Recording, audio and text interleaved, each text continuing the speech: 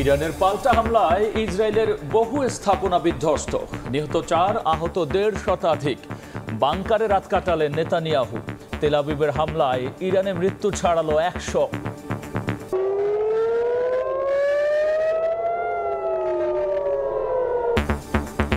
মধ্যপ্রাচ্যে নতুন যুদ্ধ শুরু হলে নেতিবাচক প্রভাব পড়বে বিনিয়োগ বাণিজ্যে। তেল সরবরাহ ও রেমিটেন্স কমলে ভুগতে হবে বাংলাদেশকেও। মধ্যপ্রাচ্য থেকে তেল সরবরাহ বন্ধ হয়ে যাবে বা বাধাগ্রস্ত হবে মারাত্মক, তখন তেলের দাম বেড়ে যাবে। আলটিমেটলি সারা বিশ্বে তার মারাত্মক একটা নেতিবাচক প্রভাব পড়বে। দীর্ঘস্থায়ী হয়, সেক্ষেত্রে আমাদের এই শ্রমবাজারে একটা প্রভাব পড়তে পারে।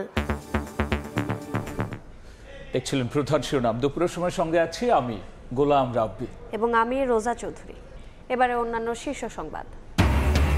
দেশে ফিরে আদালতের মুখোমুখি হওয়া উচিত ব্রিটিশ এমপি দিলীপের। লন্ডনে সাক্ষাৎ করে প্রধান উপদেষ্টা। যে কোনো অভিযোগ সংলাপ নয়, আইনিভাবে মোকাবেলার আহ্বান। রোজার আগে নির্বাচন হলে কেটে যাবে শঙ্কা, বলছে বিএনপি। সরকারকে নিরপেক্ষ থাকার আহ্বান। তৈরি আছে নির্বাচনের লেভেল প্লেইং ফিল্ড, বললেন স্বরাষ্ট্র উপদেষ্টা।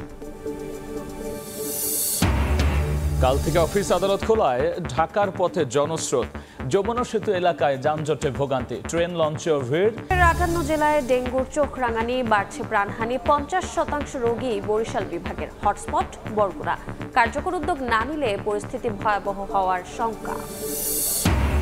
এবং 18 দিন বন্ধ থাকার পর জাতীয় চক্ষু বিজ্ঞান ইনস্টিটিউটে সেবা কার্যক্রম চালু। অস্ত্রোপচার শুরু না হওয়ায় দুশ্চিন্তায় রোগীরা। হাসপাতালে নিরাপত্তা ব্যবস্থা জোরদার।